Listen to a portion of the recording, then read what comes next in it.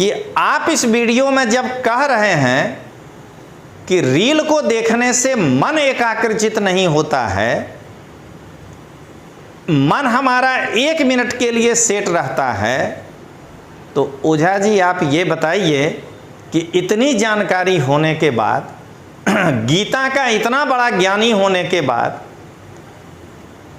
अर्जुन के तरह सब कुछ जान लेने के बाद आप ये बार बार रील क्यों बनाते हो? मैं अपने यूपीएससी के छात्रों से ये अपील करूंगा कि YouTube पर कई सारे ऐसे शिक्षकों के रील को देख करके समय बर्बाद मत करिए। मोबाइल उठाइए और ये QR कोड जो है उसको स्कैन करिए और विश्वास लर्निंग ऐप पर जा करके NCERT का ये कोर्स परचेज करके अपने ज्ञान को बढ़ाइए और यूपीएससी में सफलता पाइए। इस QR कोड को स्कैन करके और GS प्रीलिम्स का यह कोर्स 2499 रुपये में 1 साल के वैलिडिटी पर आप परचेज करके एक बार पढ़ कर देखिए, आपको पता चलेगा कि यूपीएससी के लिए गुणवत्ता क्या होता है। मैं यहाँ एक बार सारांश बता दूं। NCERT MCQs भारतीय कला एवं संस्कृति कक्षा 11-12, NCERT MCQs अर्थशास्त्र एवं भारतीय राज्य व्यवस्था कक्षा 6 से 10, NCERT MCQs इतिहास कक्षा 6 से 10, NCERT MCQs भूगोल कक्षा 6 से 10 और NCERT सामान्य विज्ञान कक्षा 6 से 10 अध्यायवार वस्तुनिष्ठ प्रश्न ई बुक के रूप में आपके सामने बहुत जल्द आ रहा है। और ये टोटल 9 किताब का संकलन है। फिर 11th-12th में भी ऐसी बुक आ रही है। तो आप विश्वास लर्निंग ऐप डाउनलोड करिए और इस बुक को पढ़िए और परीक्षा में सफल हो करके जो बनना चाहते हैं बनिए। मैं सीरियस छात्रों का यदि आंख खोल रहा हूं तो आप इन टीचर का किचन कैबिनेट बन करके अगर हमको गाली भी देने लगते हैं तो मेरा कुछ नहीं बिगड़ने वाला है। चाहे आप मेरे विरुद्ध कमेंट करिए, चाहे आप मेरे पक्ष में कमेंट करिए। कि क्लास का तो नाम है अवध ओझा क्लासेस, लेकिन यह क्लास गठबंधन में खोला गया है, क्योंकि यहां पर पावर्ड बाय एक दूसरे क्लास का नाम है। अब जरा एक बार सोच करके देखिए कि अगर अवध ओझा जी सभी चीजों से अकेले सक्षम होते दिल्ली के लड़कों को गाइडेंस देने के लिए, तो उनको एक इतने छोटे से कोचिंग के साथ, ना तो आप नाम जानते होंगे और ना मैं नाम जानता हूं, यूपीएससी के छात्रों का हित पहला, अवध ओझा सर हों या मैं हूं या कोई और भी टीचर हों, उनका हित पहले नहीं, पहले हमारे छात्रों का हित। यूपीएससी की तैयारी करने वाले छात्रों को IAS गुरु तोमर सर और विश्वास एजुकेशन प्राइवेट लिमिटेड में हार्दिक अभिनंदन। दोस्तों, आज का वीडियो बनाने का मूल मकसद ये है कि पूरे भारत में हमारे यूपीएससी की तैयारी करने वाले छात्र YouTube के चपेट में आकर के और कुछ इस प्रकार के बातूनी शिक्षकों के प्रभाव में आकर के पूरा दिन बर्बाद कर देते हैं। और उसका रिजल्ट ये होता है कि जो सीरियस छात्र भी है, जिसमें योग्यता है, अगर वो अपने पढ़ाई पर ध्यान दे तो वह यूपीएससी निकाल सकता है, उनका भी करियर खराब हो जाता है। इसलिए दोस्तों, आज जो मैं ये वीडियो बना रहा हूँ, वो आप अगर उसको किसी शिक्षक का, नहीं कहते हैं कि चापलूस बन करके देखेंगे, तो आपको मेरे हर एक वक्तव्य में विरोध दिखाई देगा। लेकिन यदि आप अपना करियर को ध्यान में रख करके देखेंगे तो आपको आज का वीडियो आपके जीवन को बदल देगा। आपको पता चल जाएगा कि YouTube के जो ये शानदार लोग हैं ये आपके कैरियर को कैसे बिगाड़ रहे हैं। इसलिए दोस्तों मैं यही कहूँगा कि आप भी इस वीडियो को पूरा देखिएगा और इसको ज़्यादा से ज़्यादा जनहित में शेयर करिएगा। यूपीएससी के छात्रों का हित पहला। अवध ओझा सर हों या मैं हूँ या कोई और भी टीचर हों, उनका हित पहले नहीं, पहले हमारे छात्रों का हित। तो आज हमारा वीडियो 2 भागों में आपको दिखेगा। पहला कि अवध ओझा सर के कथनी और करनी में क्या फ़र्क है। यूट्यूब में वो जो भी बोले हैं उसमें उन्होंने जो बोला है वो नहीं किया है। उस कथनी करनी में क्या फ़र्क है वो बताएंगे। और अभी अवध ओझा सर दिल्ली में अपने एक क्लास का ज़ोर शोर से प्रचार कर रहे हैं। हमें किसी के बिजनेस से कोई दिक्कत नहीं है, लेकिन छात्रों को अवेयर करना भी एक शिक्षक का काम होता है दोस्तों। तो उसमें कौन सी तकनीकी कमियां हैं जो आपके हितों को पूरा नहीं कर सकता है, उस पर मैं वर्णन करूंगा। तो सबसे पहले दोस्तों मैं अवध ओझा के कथनी और करनी में क्या फ़र्क है वो मैं आपको बताना चाहता हूं। अभी आप मेरे नीचे देख रहे हैं एक वीडियो चल रहा है अवध ओझा जी का, और ये वीडियो जब मेरा ये वक्तव्य पूरा हो जाएगा तो इसे आप भाषा के साथ कि ये जो कह रहे हैं वो क्या है वो आप सुनिएगा। अगर मैं जो कह रहा हूं और अवध ओझा जी जो इस वीडियो में कह रहे हैं, अगर दोनों में रत्ती भर का भी फर्क हो तो आप जो भी कहेंगे मैं उसे स्वीकार करने के लिए तैयार होऊंगा। लेकिन मैं वैसे छात्रों से अनुरोध कर रहा हूं कि आप अपने कैरियर को देखिए।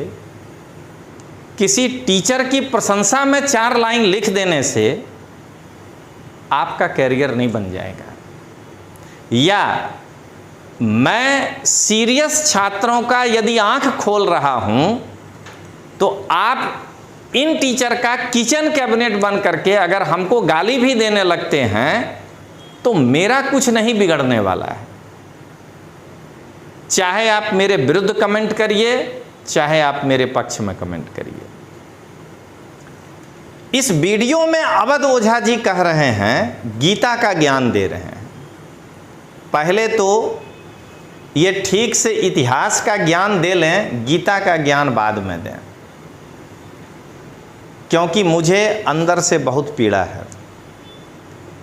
मैं जब भी YouTube खोलता हूं, और YouTube के अकेले ये नहीं 2 और हैं, उस पर भी वीडियो मैं बनाऊंगा। जब मैं इन तीनों टीचर को देखता हूं कि किस तरह से रील में फालतू भाषा का प्रयोग करके और फालतू विषयों पर चर्चा करके लड़के को गुमराह कर रहे हैं, तो एक शिक्षक के नाते हमारा खून खौलने लगता है कि ये पूरी पीढ़ी को बर्बाद करने पे तुले हुए हैं ये लोग। तो पहले सुनिए, ये अपने वीडियो में कह रहे हैं कि रील क्यों देखते हो। एक बार जब तुम रील देखने लगते हो तो तुम्हारा दिमाग सेट हो जाता है 1 मिनट का, और उसके बाद ये उस रील देखने की बुराई कर रहे हैं। और फिर ये लड़कों को सलाह दे रहे हैं, देखिए यहाँ पर, कि रील मत देखो। ये बार बार अपने इस वीडियो में यही कह रहे हैं कि रील देखने से तुम्हारा भला नहीं होता है। तो मैं इतने महान शिक्षक से एकदम हाथ जोड़ करके, सिर झुका करके ये पूछ रहा हूं कि अगर रील देखना खराब है तो आप इतने सारे रील बना करके लड़के को खराब क्यों कर रहे हो। आप स्वयं कह रहे हो, ये कोई मैं नहीं कह रहा हूं। आप अभी देखिएगा इसके बाद आपने ही कहा है कि, और आप ये बार बार कह रहे हैं कि रील देखने से मन एकाग्रचित नहीं होता है। आपके कहने का आशय ये है। तो मैं अवध ओझा जी से पूछना चाहता हूं कि जब आप अपने इस रील में कह रहे हैं कि रील देखने से मन एकाग्रचित नहीं होता है, तो फिर आप देश के लाखों युवाओं के मन को अशांत क्यों कर रहे हैं? आज यूपीएससी के छात्रों के हितों को ध्यान में रखते हुए मेरा अवध ओझा जी से यही प्रश्न है कि आप इस वीडियो में जब कह रहे हैं कि रील को देखने से मन एकाग्रचित नहीं होता है, मन हमारा 1 मिनट के लिए सेट रहता है, तो ओझा जी आप ये बताइए कि इतनी जानकारी होने के बाद, गीता का इतना बड़ा ज्ञानी होने के बाद, अर्जुन के तरह सब कुछ जान लेने के बाद, आप ये बार बार रील क्यों बनाते हो और लड़के का भविष्य क्यों खराब कर रहे हो? तो दोस्तों, अब आप देखिए मेरे उस रील को, सॉरी मैं गलत बोल गया। अब आप अवध ओझा जी के उस वीडियो को देखिए जो यहाँ नीचे चल रहा है, कि इसमें ये बात ये कह रहे हैं कि नहीं कि आप रील मत देखो और आपका मन एकाग्रचित इसलिए नहीं होता है। विषय संयोग रील देख रहा है, मन के अनुकूल है रील। एक मिनट में आगे बढ़ती, नया नया चीज आ रहा, नया नया चीज आ रहा। मन क्या है, हर चीज को बदलना चाहता, नया नया चीज आ रहा है। 1 मिनट में दूसरा, 1 मिनट में दूसरा, 1 मिनट में दूसरा। ये मन के आपको 1 मिनट के टाइम पे सेट कर देगा। रील अगर आप लगातार देखते रहे तो आपका मन जो है, माइंड, ये 1 मिनट के टाइम पे सेट हो जाएगा, 1 मिनट। अब ये जो 1 मिनट के टाइम पे सेट हुआ और आप चाहोगे 4 घंटा बैठ के पढ़ना, और माइंड सेट हो गया 1 मिनट पे, गए आप। अरे गाड़ी में जितनी स्पीड सेट कर दोगे, उसके बाद स्पीड कंट्रोलर लगा दोगे, उसके बाद वो आगे बढ़ेगा। आज सबसे बड़ी चुनौती रील ने यही कर दी। रील ने क्या किया? मानव को इंपेशेंट, अधैर्य बढ़ा दिया मानव का। पागल होता जा रहा है इंसान। बचिएगा, ये रील जो है एक नया नशा है, शराब से बढ़कर, अफीम से बढ़कर।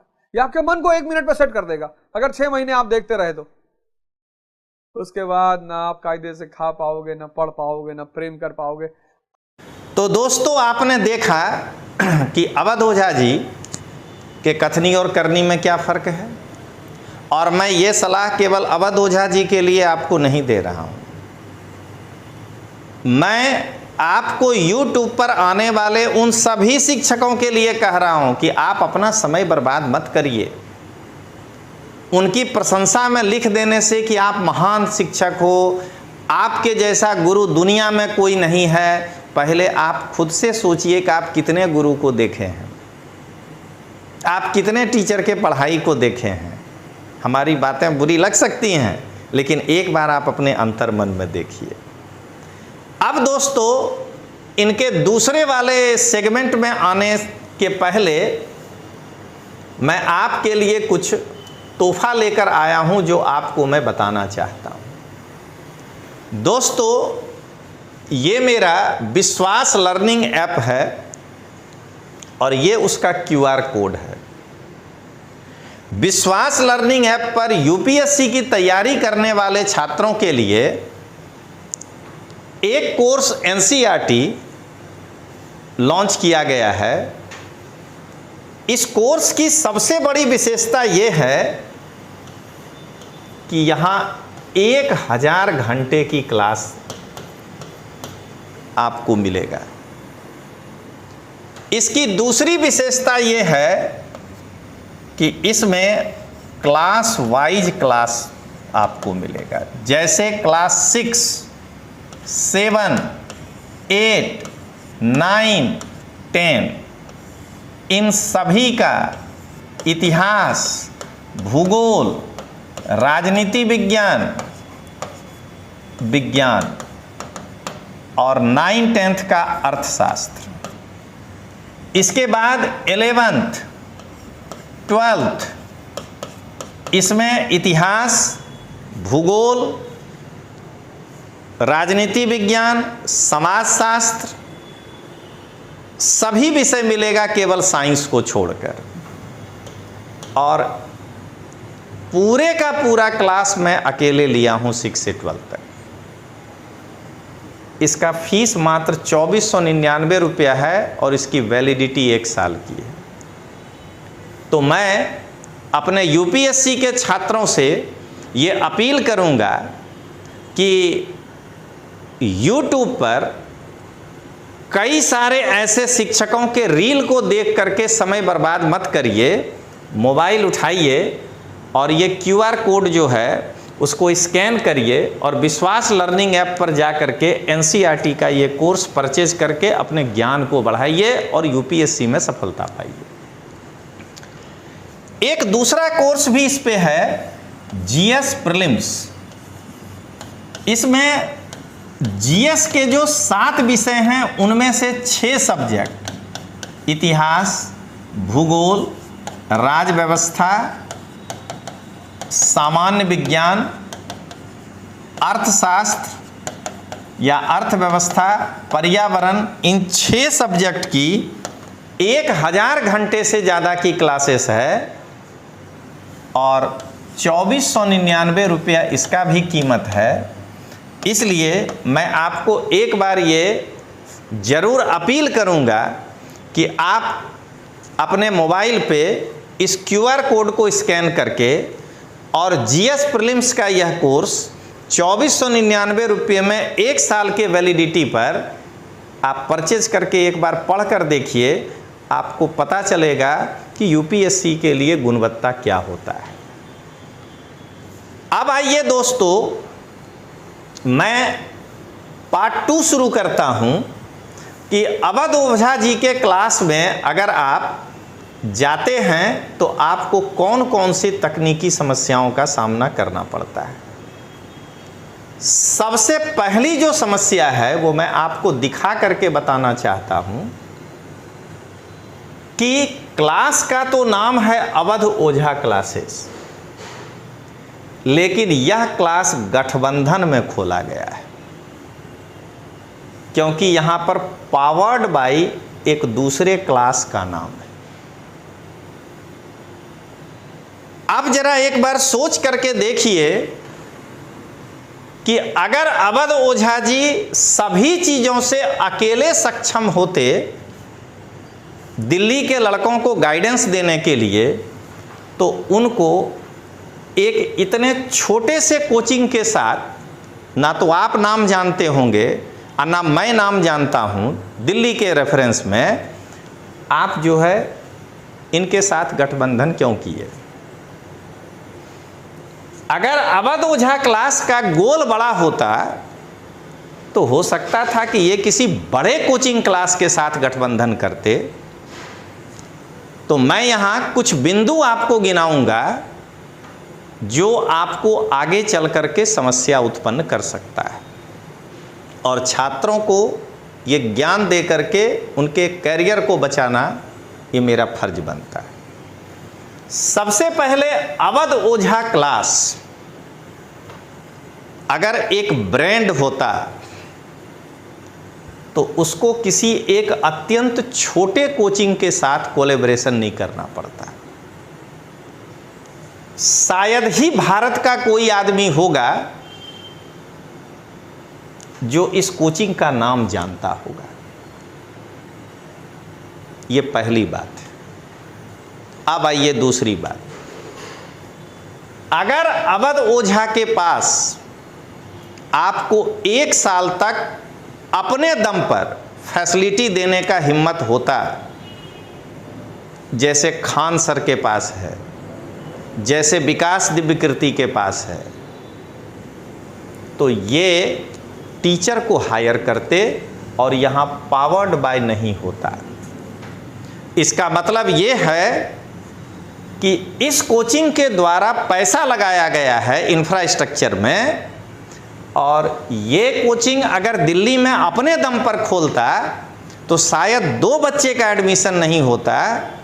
ये अवध ओझा के चेहरा को भुनाने के लिए एक क्या कहते हैं इन्वेस्टमेंट किया है। यानी आप एक ऐसे कोचिंग में जा रहे हैं जिसका लीडर जो है उसके पास फाइनेंशियल पावर नहीं तो आप खुद सोच करके देखिए ना कि अगर 2 बड़े लोग जुड़ेंगे, मान लीजिए कि जैसे मैं नाम लेके बोलता हूं कि मणिकांत सिंह जी विकास दिव्यकीर्ति जी के दृष्टि कोचिंग में जुड़े थे, तो क्या ऐसा लिखा गया था कि विकास दिव्यकीर्ति जी का द दृष्टि the vision powered by Manikant Singh?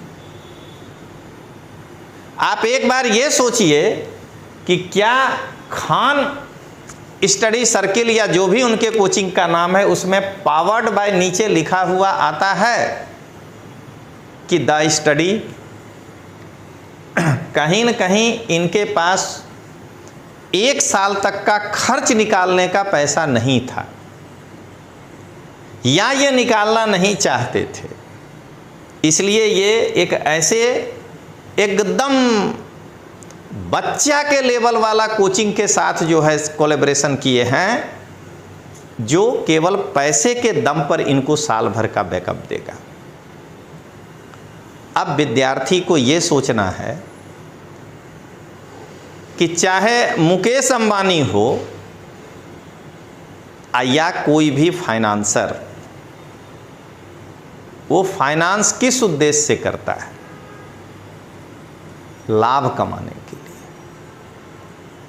क्योंकि अगर इस क्लास को दम होता कि हम अपने दम पर चला लेंगे दिल्ली, तो फिर ये यहां होता, पावर्ड बाय होने का जरूरत नहीं था। तो वो फाइनेंसर जो है वो हमेशा यही चाहेगा कि हम 10 लाख रुपया अगर लगाए हैं तो अगले महीने से हमको लाख रुपया प्रॉफिट निकलना शुरू हो जाए। अब आप खुद सोच करके देखिए कि दिल्ली में जो ब्रांडेड क्लासेस हैं इतने सारे, चाहे बाजी रामन रवि हो, चाहे दृष्टि हो, चाहे संस्कृति IAS हो, चाहे द स्टडी हो या खान सर का क्लास हो, आप ये बताइए कि पहले तो आप कुछ भी करिएगा बच्चे वहीं जाएंगे। तो अगर आप यहाँ इस नाम पर एडमिशन ले लिए, ये लोग जो है अपना कैलकुलेशन ये निकाले थे कि 200 बच्चे का बैच होगा तो लाख रुपया आपको भी महीना मिलेगा, और अगर एडमिशन 50 होके रुक गया तो ये बताइए कि फाइनेंसर कितना दिन तक पावर्ड बाय इनको करेगा? कोई घर से तो पैसा लगा के देगा नहीं, कितनों कमाता हो। तो आप जिस बैच में जा रहे हैं उस बैच की स्थिति ये है कि फाइनेंसर कभी भी हाथ पीछे खींच सकता है अगर उसको वो पैसा नहीं मिला तो। और उसके बाद ये अकेले, जब चूंकि अभी नहीं पैसा लगाए हैं, तो आगे ये क्लास को कैसे खींचेंगे? आप UPSC की तैयारी कर रहे हैं, आप इंडियन पॉलिटिकल सिस्टम पढ़ते हैं, आप ये बताइए कि उत्तर प्रदेश में योगी आदित्यनाथ जी की सरकार अपने दम पर है, निर्णय में आपकी सहमति और असहमति हो सकती है, लेकिन जो भी निर्णय लेता है वो निर्णय कठोरता से लागू कर लेता है, क्योंकि वो अकेला अपने दम पर होता है। और आप वही बिहार में नीतीश कुमार जी की सरकार को देखिए, महाराष्ट्र में अभी जो शिवसेना, शिंदे गुट और इन सब लोगों का जो गठबंधन है उसको देखिए, वहीं पर आप खड़े हैं। और जिस तरह से उस गठबंधन के कारण बिहार में नीतीश कुमार जी भले ही 24 साल से मुख्यमंत्री रहे हों, लेकिन उस 24 साल में नीतीश कुमार जी 20 साल तो किसी न किसी गठबंधन में ही रहे हैं ना। तो गठबंधन के कारण वो काम नहीं कर पाएंगे जिस ताकत के साथ करना चाहते हैं। यहां भी दोस्तों यही होगा।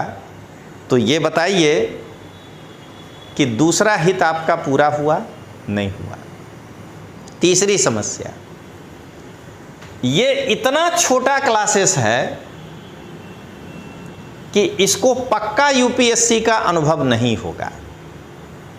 वो कुछ भी कह ले आपको मंच पे आकर के, मुझे नहीं मालूम, हो सकता है कह दे कि हम इंटरव्यू दिए हैं, कोई स्टेट पीसीएस के बारे में कह दे कि हम पास कर गए हैं, लेकिन बाबू इतना तो तय है कि तुम अभी तक यूपीएससी नहीं पढ़ाए हो।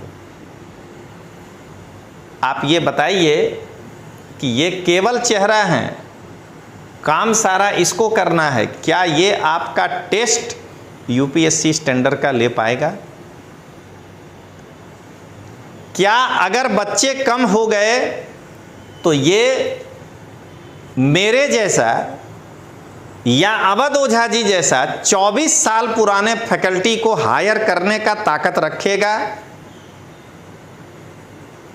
तो आप एक इतिहास के चक्कर में, मान लीजिए कि अगर इनका इतिहास बहुत अच्छा है तो एक इतिहास पढ़ने के चक्कर में 6 सब्जेक्ट नौसिखुओं से पढ़ने लगे। यह है तीसरी समस्या। चौथा,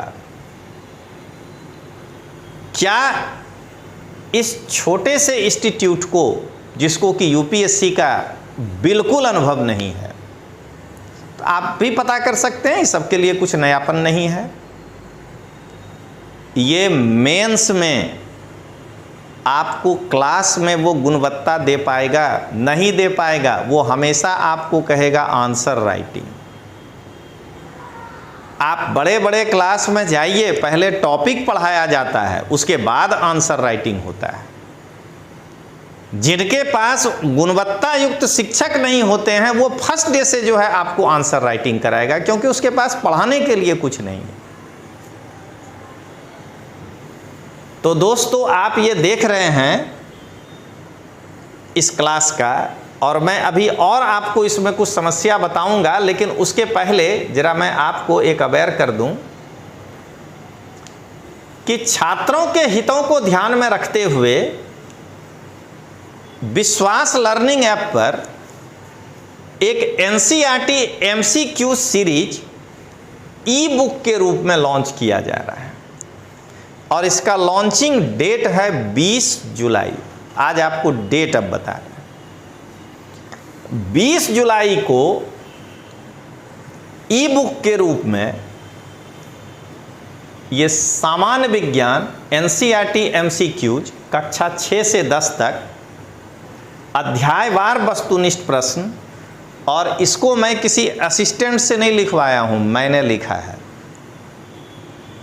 ये ई बुक आपको लॉन्च करने जा रहे हैं, जो अत्यंत कम मूल्य पर आपको विश्वास लर्निंग ऐप पर पढ़ने के लिए मिलेगा।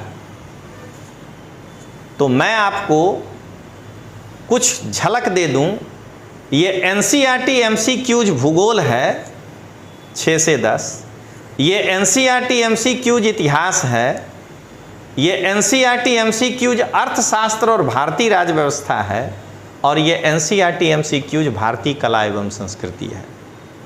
ये सभी किताब 20 तारीख के बाद एक एक करके ई बुक के रूप में लॉन्च होगा, और आपको अत्यंत कम सब्सक्रिप्शन पर ये पढ़ने को मिलेगा। तो मैं आपको यही कहूँगा कि आज 12 तारीख है, तो आप जो है 8 दिन के अंदर जब आपको लगे आप विश्वास लर्निंग ऐप डाउनलोड कर लीजिए। आप मेरे 2 कोर्स को भी देख सकते हैं, और आप हमारी इस बुक को भी देख सकते हैं। मैं यहाँ एक बार सारांश बता दूं। एनसीईआरटी एमसीक्यूज भारतीय कला एवं संस्कृति कक्षा 11-12, एनसीईआरटी एमसीक्यूज अर्थशास्त्र एवं भारतीय राज्य व्यवस्था कक्षा 6 से 10, एनसीईआरटी एमसीक्यूज इतिहास कक्षा 6 से 10, एनसीईआरटी एमसीक्यूज भूगोल कक्षा 6 से 10, और एनसीईआरटी सामान्य विज्ञान कक्षा 6 से 10 अध्यायवार वस्तुनिष्ठ प्रश्न ई बुक के रूप में आपके सामने बहुत जल्द आ रहा है और ये टोटल 9 किताब का संकलन है। फिर 11-12 में भी ऐसी बुक आ रही है। तो आप विश्वास लर्निंग ऐप डाउनलोड करिए और इस बुक को पढ़िए और परीक्षा में सफल हो करके जो बनना चाहते हैं बनिए। तो अब दोस्तों मैं इसे कंक्लूड करता हूं कि जो अवध ओझा सर के बारे में मैंने बताया, मैं इसे कंक्लूड कर रहा हूं कि मैंने जब पहला वीडियो बनाया था तो कई बच्चों ने मुझे लिखा कि आप फेमस होना चाहते हैं अवध ओझा जी का नाम लेकर के। तो शायद कोई दूसरा शिक्षक होता तो उसको थोड़ा बुरा लगता, लेकिन मुझे उन बच्चों पे हंसी आई और मुझे लगा कि हो सकता है कि कम उम्र का बच्चा है, अभी उसको विस्तृत ज्ञान नहीं है। मैं YouTube पर और Facebook पर फेमस होने के लिए नहीं आया हूँ, ये मैं आपको पहले ही बता दूँ। मैं ग्राउंड पर काम करना पसंद करता हूँ और मेरा एक बड़ा जो है कैरियर वो पॉलिटिक्स में है, जहाँ मैं कई संगठनों को सेवा देता हूँ। और मैं हमेशा आपको एक उदाहरण दे रहा हूँ कि इनके 1M अगर फॉलोवर सब्सक्राइबर हो भी जाएं तो एक विधानसभा या एक लोकसभा में ये हमको बीट नहीं कर पाएंगे, क्योंकि मैं धरातल पे काम करता हूं। मैं काल्पनिक दुनिया में जीना नहीं चाहता। आप अभी बहुत कम उम्र के हैं, 20 और 30 के बीच के हैं। अभी आपको जो मन में आएगा आप लिखिएगा। हमें पता है नया खून है, गर्म हो जाता है, लेकिन सच्चाई यही है कि मैंने गुजरात में वैसे कई भारतीय जनता पार्टी के कैंडिडेट को MLA बनते हुए देखा जिनका फेसबुक में 6000 सब्सक्राइबर था। क्यों? क्योंकि उनको ग्राउंड पे 1.5 लाख लोग जानता था। अभी भी भारत में ऐसे कई सांसद हैं जिनको कि YouTube और Facebook पर सब्सक्राइबर के नाम पे जो है 10,000 लोग नहीं हैं, लेकिन वो वोट 6 लाख पाए। इसलिए Facebook और YouTube में फेमस होने से ज़्यादा मज़ा आता है जब आदमी ग्राउंड पर फेमस होता है। मेरा इनके मान मर्यादा को कम करने का कोई उद्देश्य नहीं है, ना ही ये मेरा कोई 2 बीघा जमीन ले भागे हैं कि हमको उसके कारण ईर्ष्या है। मैं भी एक शिक्षक हूं और मैं भी 24 साल से पढ़ा रहा हूं इनसे पहले से, और इसलिए मेरा भी छात्रों के साथ जुड़ाव है। और जब मैं इस कारण से देखता हूं कि किसी एक व्यक्ति के कारण मेरा पूरा विद्यार्थी समाज जो है वो विचलित हो रहा है, तो एक शिक्षक ही होने के नाते मेरा भी फर्ज बनता है कि मैं ऐसे चीज़ों को बेनकाब करूं। तो चलिए दोस्तों, आज के लिए इतना ही काफ़ी। फिर मिलेंगे। जय हिंद।